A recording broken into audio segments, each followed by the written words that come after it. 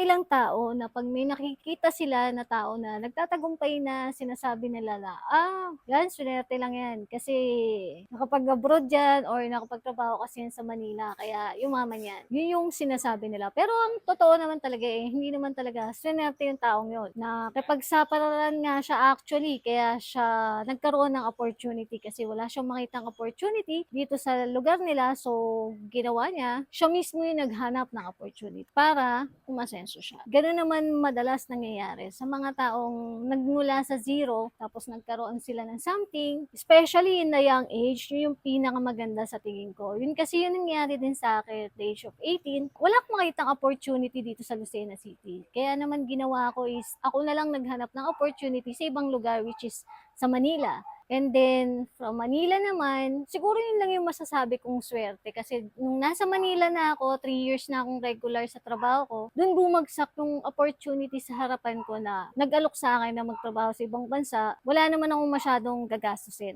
Pero kumbaga, nilapag nila yun sa akin kasi kita naman nila na ready na ako kasi 3 years na yung experience ko sa sales na trabaho. Kaya nakuha ko rin yung opportunity na yun. Saka dumaan din naman ako sa interview and medical. So maraming interview plus medical. So naipasa ko naman yun. Siyempre hindi naman yung binagsak sa akin na eto na yung trabaho, pirma ka na lang.